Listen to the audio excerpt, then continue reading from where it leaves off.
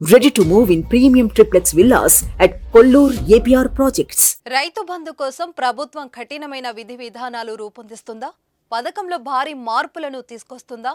5 ఎకరాల వరకే పరిమితం చేయనుందా? పంట సాయాన్ని జమ చేసే ప్రక్రియలో కూడా మార్పులు చేస్తున్నారా? అంటే అవుననే సమాధానం వినిపిస్తుంది. ఏది చేసినా నిజమైన అర్హులకు మాత్రం పథకం అందేలా రేవంత్ సర్కార్ రైతు బంధు కోసం కొత్త విధి విధానాలను రూపొందించే పనిలో నిమగ్నమైంది.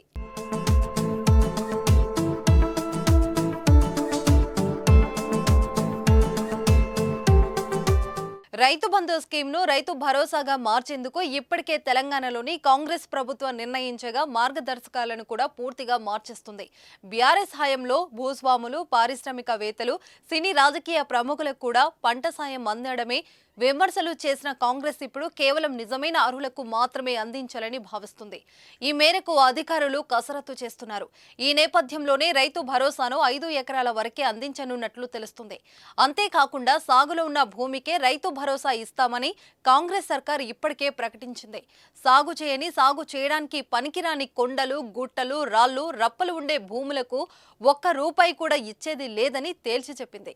గతంలో ప్రభుత్వ ఉద్యోగులు, రాజకీయ నాయకులు, వ్యాపారస్తులు, సెలబ్రిటీలు, రియల్ ఎస్టేట్లు వంటి వారికి రైతు బంధు దక్కింది. పంట పండించకపోయినా రైతు బంధును పొందారు. దీనిపై దృష్టి సారించిన రేవంత్ రెడ్డి ప్రభుత్వం నిజమైన అర్హులకు మాత్రమే పథకం వర్తింపజేయాలని భావిస్తుంది. సాగు చేసిన భూమికే రైతు బంధు ఇవ్వాలని నిర్ణయించింది. సాగు చేయడానికి పనికిరాని కొండలు, గుట్టలు, రాళ్లు, రప్పలు ఉండే భూములకు ₹1 కూడా ఇచ్చేది లేదని తేల్చి చెప్పింది. అందులో భాగంగానే సాగు చేసే భూమిని, సాగు చేయని భూమిని గుర్తించేందుకు రిమోట్ సెన్సింగ్ సర్వే ద్వారా భూముల వివరాలు సేకరించే పనిలో అధికారులు పడ్డారు. శాటిలైట్ ఫోటోల ద్వారా ఆధారంగా సాగు, బీడు భూముల వివరాలను సేకరించి వీటి ద్వారా అర్హులను, అనర్హులను తేల్చనున్నారు. ఇక రైతు బంధు జమ చేసే విషయంలో కూడా ప్రభుత్వం కీలక నిర్ణయం తీసుకున్నట్లు తెలుస్తుంది. వ్యవసాయ పనులు మొదలయ్యే ముందు కాకుండా సీజన్ చివర్లో పంట సాయం అందించే ఆలోచన చేస్తున్నట్లు సమాచారం. 5 ఎకరాల వరకు రైతు బంధు నగదును అన్నదాతల అకౌంట్లలో ప్రభుత్వం దశల వారీగా ఇప్పటికే జమ చేసింది. ప్రస్తుతం ఎన్నికల కోడ్ నడుస్తుండగా ఎలక్షన్లను పూర్తయిన వెంటనే రైతు బంధుకు సంబంధించిన కొత్త విధి విధానాలను ప్రభుత్వం ప్రకటించనున్నట్లు తెలుస్తుంది.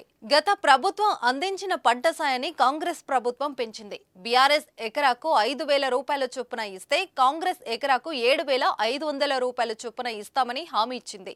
అయితే ప్రస్తుత యాసంగి సీజన్ కు పాత పద్ధతిలోనే ఎకరాకు 5,000 చొప్పున జమ చేశారు. ప్రస్తుతం 4 నుంచి 5 ఎకరాల లోపు భూమి ఉన్న రైతుల ఖాతాల్లో నిధులు జమ అయినట్లు తెలుస్తుంది. ప్రస్తుతం ఎన్నికల కోడ్ ఉన్న నేపథ్యంలో ఎన్నికలు ముగియగానే ప్రభుత్వం కొత్త మార్గదర్శకాలను విడుదల చేయనుంది.